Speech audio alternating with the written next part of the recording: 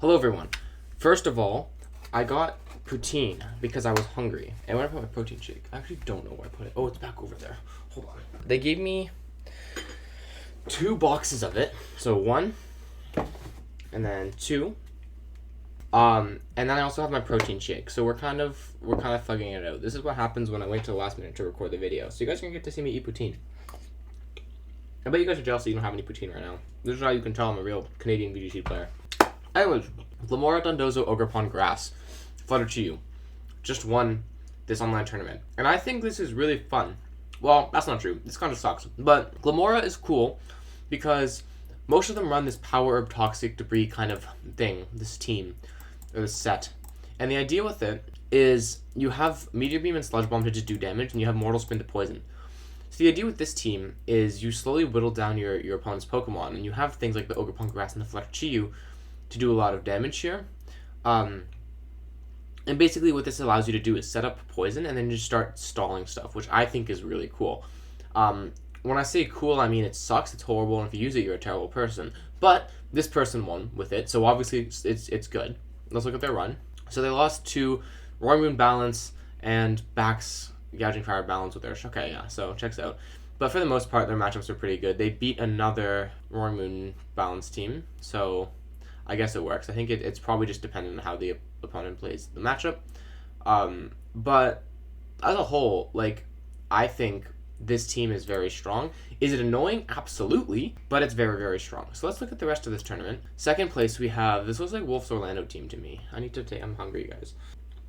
That's pretty good. This team, I think this is just Wolf's Orlando team. Basically, the idea is you have the Instant Amoonguss core, which is just strong in general. But you also have Amoonguss 3 Direction for your booster special attack Flutter, plus Tailwind to support the Urshifu Orlando, which allows you to outspeed and do a lot of damage while giving you the tools to outplay, so you're not sacrificing that damage for defense like you normally are with hyper-offensive teams that don't really have great pivot potential. But this team has the Party Shot, has the Amoonguss in the back, it has the U-turn, has Sub.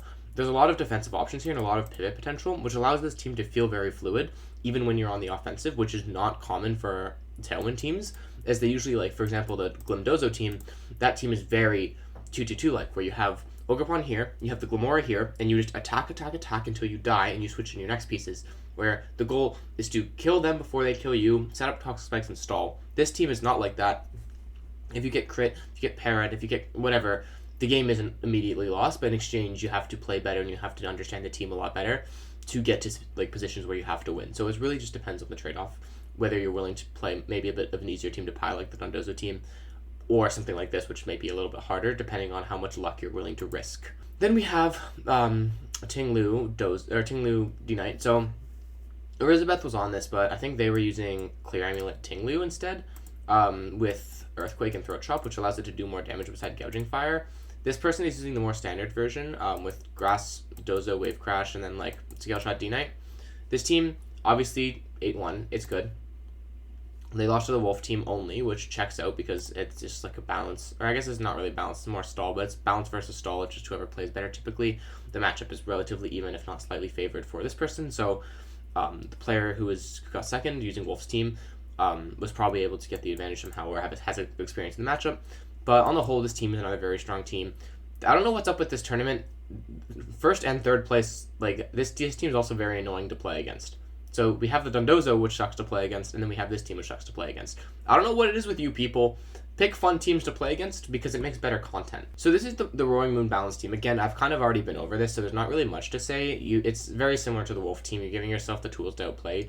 You're giving yourself a lot of damage without sacrificing the defensive potential, which is great because a lot of the time people end up sacrificing the defensive potential for the damage, which then results in things like misses and critical hits becoming game losing, opposed to just putting you on the back foot a little bit. But we've already been over this team, not much to say. And Alt Kyle, this guy is a Limitless Tournament Warrior, so he's on Life Orb Grass Ogerpon. I don't know how I feel about that. That's probably good. It's Defiant, so you can kind of sit in front of Ursh. It's probably good. I don't know if I would ever use it, but it's probably good. And then you have the Taunt Instant, obviously for the Bolt Balance likely. Then you have your own Bolt, your Booster Energy Bolt, with no Calm Mind. And the logic here is that since you are Booster Energy, you have that damage, you don't really need to be clicking Calm Mind because you already have a lot of damage. Calm Mindset, like Bolt, in my opinion, is not great right now because of all the taunt running around. People are just too prepared for it to really be good.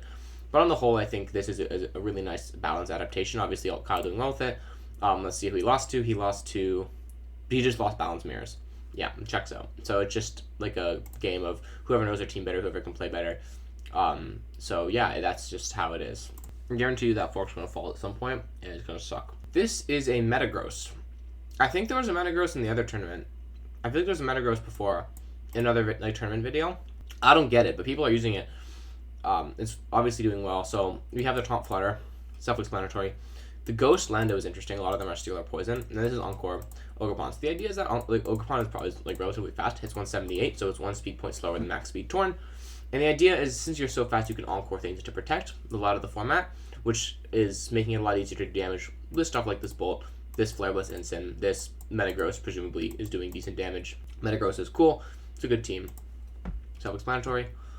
The rest of Top Cut here, we have, I guess we can look at this Bax team. I kind of skipped over it. This is Fizzing. I don't know how I feel about that, but it tastes good, so who cares?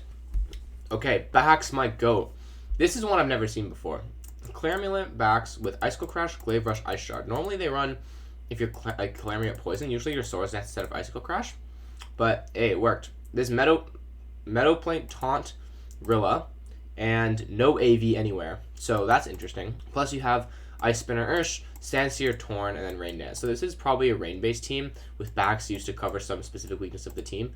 I don't really know what that weakness would be, but like this person doing well with this team obviously knows what they're doing. They obviously like deserve to be up here, so I think that the Bax is probably helpful for a couple matchups that might otherwise be problematic. On the whole, I think this is a good team. It's kind of unique. I think it's cool. Okay, Glim HO. So I guess Glim is the topic of today's video, but we have Dark Ursh Tailwind with Specs Chi-Yu Booster Flutter. So you have Flutter Chi-Yu core, plus you have the Torn Glim Ogerpon core, and you have the Dark Ursh to do damage. This is just a hyper offense team. If you hit your moves, you do well. This team is probably maybe a bit harder to pilot than some of the other hyper offensive teams, just because you don't have any defensive flexibility. You really only have this Ogerpon. So what you end up doing a lot of the time, if I had to guess, is probably Torn Glim with Flutter Chi-Yu or Dark Ursh Chi-Yu or something like that in the back.